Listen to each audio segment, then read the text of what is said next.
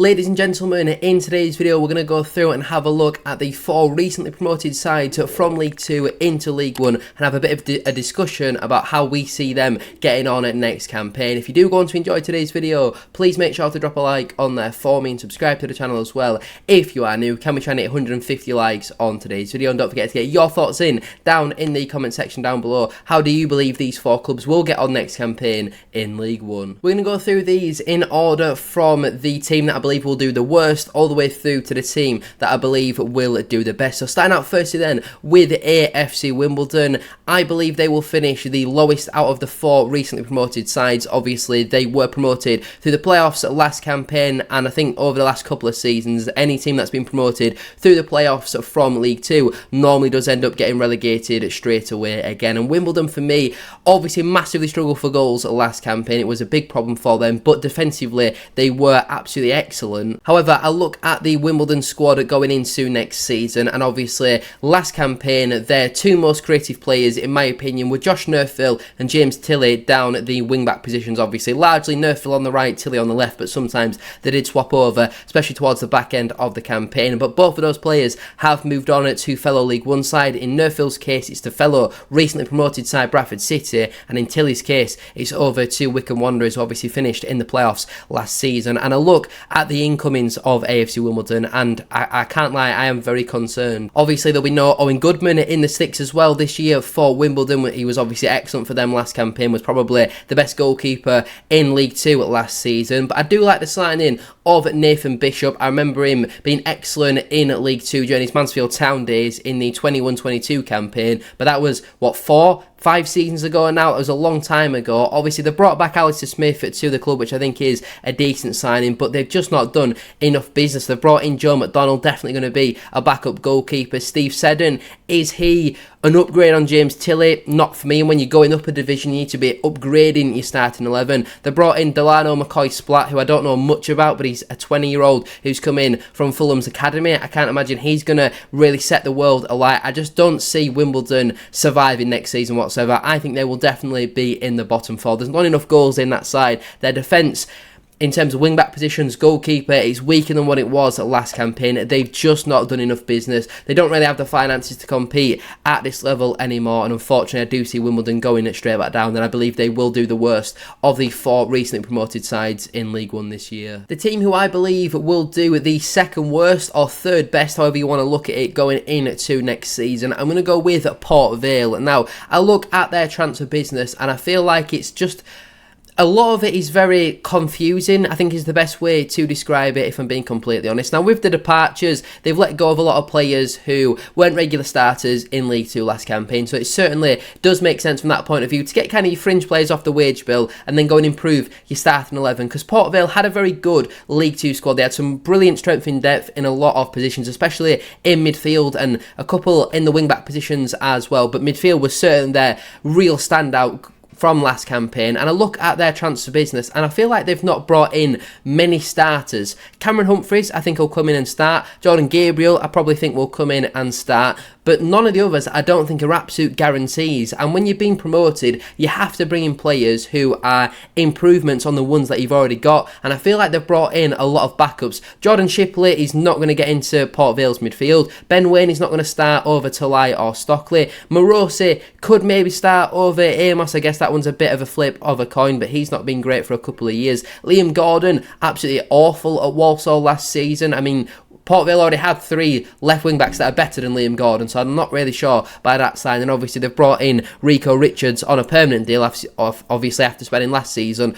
on loan with the club. So I just look at the business that Port Vale have done. I really like the signings of Humphreys and Gabriel. The rest of it just doesn't make sense for me, and I think defensively they were poor at times last campaign, and they've certainly not really improved in a lot of those positions. So I'm a little bit concerned about Port Vale. I think they will survive. I don't think it'll be very comfortable. I think they'll be 8th 18th, 19th, something like that. Vale fans, let me know down below, would you be happy with that finish? They've got a good starting 11, but they're only a couple of injuries away from really falling off, in my opinion. Obviously, if you are enjoying today's video, don't forget to like, comment and subscribe. The team who I believe will do the second best at going into League One next season, I'm going with Doncaster Rovers. They've obviously done a lot of transfer business, but I believe next season they'll be slightly higher than Port Vale, maybe in and around 16th, 17th. I don't think there'll be many positions in between them, but I think Doncaster will be in that lower part of mid-table and survive it pretty comfortably. In certain positions, I think Doncaster are currently weaker as of recording at the time of that compared to last season. Like the striker position,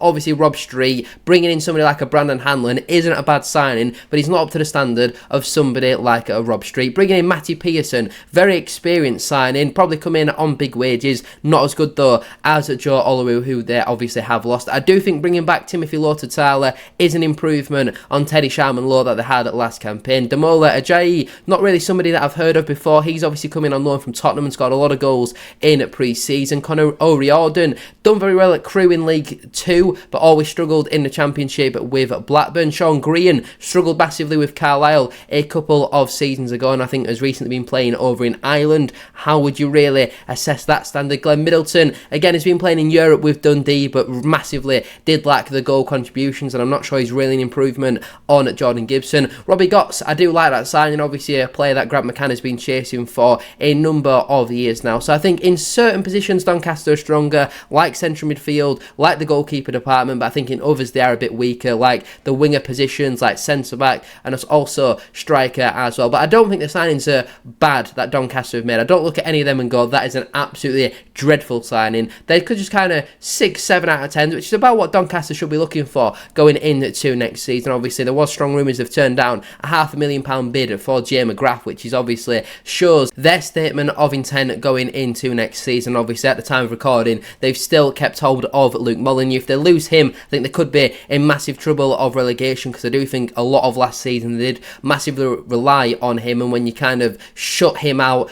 for a large part, Doncaster then really didn't have a plan B, and I think Doncaster will be fine. I think they will survive. I don't see them doing the best out of the 4 promoted sides. Obviously, they did win the league title last campaign, but I believe Doncaster will be very fine, in and around 16th sort of place for me. And the newly promoted side, who I believe will do the best at going into next campaign in League One, I'm going with my team at Bradford City. Now, you can call it a little bit biased, but I do believe we have had an absolutely excellent transfer window. You look at the business that we've done and the players that we've lost. All of the players that we've released have either been injury prone, too old, or not consistent enough in League 2. And obviously we're still trying to get a few more out the door who are more squad fringe sort of players. The only real significant blow is Jack Shepherd, who was obviously on loan from Barnsley last campaign, but it was only really towards the back end of the season where he came out as the best centre-back in League 2. When it was around January sort of time, I think if a lot of people saw Jack Shepherd would have been recalled, I think a fair few people would have been like, yeah, that's fine. I think he only really played so much because Kieran Kelly was injured for the large part in the second half of last season. I'm not taking away from Shepherd because he was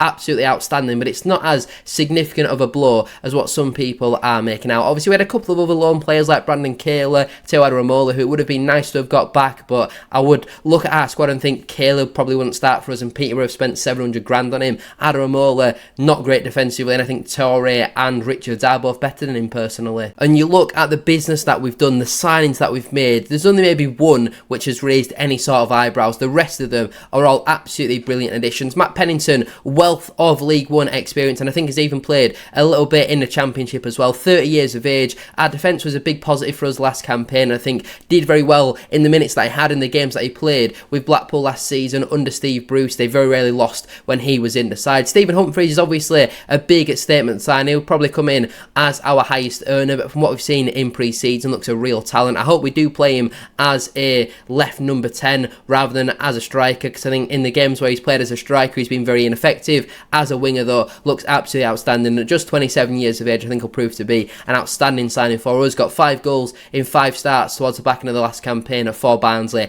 playing in his natural position. I think he's going to absolutely smash it for us at this campaign. Josh Nerfel, to be able to bring in a player year away from a team who've also recently just been promoted. That goes to show the pull and potential of Bradford City. Neville spoke about, it would have taken a lot for him to leave Wimbledon, but the size of our club was the big attraction. Obviously, Wimbledon fans were very angry about that, talking about, he's only gone there for the money, but why would you not want to increase your pay packet for the next 3 years? I think that'll be a great signing for us, a big improvement on Brad Halliday. Ibu Toure played over 40 matches last season for the team that finished in 3rd in League One. I think got over 90 points last campaign. Yes, going forward at times he's going to be a little bit frustrating. We've seen that his crossing can be a little bit hit and miss, but can also cover at left centre back, and again provides a wealth of experience and has previously worked with Graham Alexander at Salford City. Joe Wright was the Kilmarnock FC Player of the Season, 30 years of age, centre back. From what I've seen in pre-season, heads absolutely everything, can play in the centre,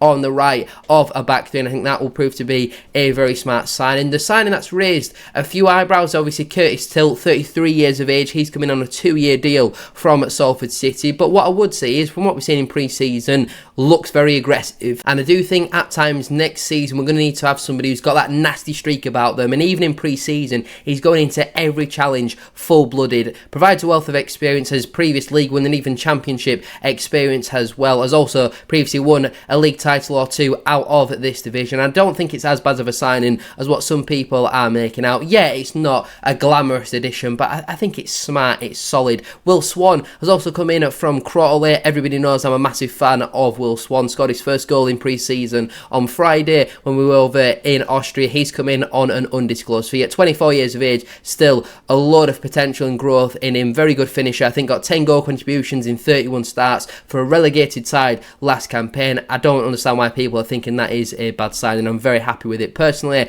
And obviously Max Power, 31-year-old midfielder, wealth of experience, 3-time League One champion, played in the Championship as well. Obviously the replacement for Richie Small, 3 years younger. Set pieces seem to be outstanding, passing range is great. Even in a pre-season game he's crocking people down, raising them standards, playing as he would in a league game. Doesn't shut up on the football pitch as well. I think he's probably going to be our captain going into next season, and I do believe that'll be an outstanding signing for us. All that said, there's obviously not enough in this squad to challenge for the playoffs. I'm very realistic. I think this team will be in and around 14th as of right now. Obviously, we'll have to wait and see what further business does happen from a Bradford City point of view. But obviously, no Andy Cook for the first 3 months of the season. He's not going to be back until October. He's obviously our main goal-scoring threat. And then there's obviously injury concerns about Anthony Sarcevic, Alex Patterson, who are both absolutely outstanding footballers. Some of the best that I've seen at Bradford City over the last couple of seasons, but obviously have struggled with injuries throughout their time with Bradford City. Obviously Sarcevic didn't even play in less than half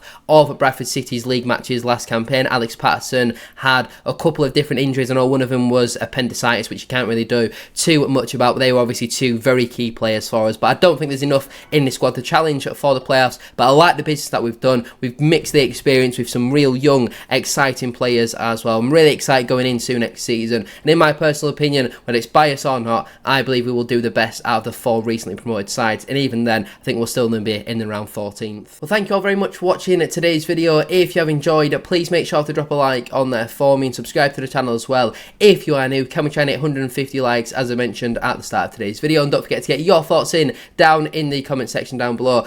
Do you agree or disagree with my suggestions? Do you believe Wimbledon will do the worst, then Port Vale, then Doncaster, and Bradford City will do the best out of the 4 recently promoted sides from League 2 going into League 1 next campaign? Thank you all for watching. Have a great rest of your day, and I'll see you very soon for another one.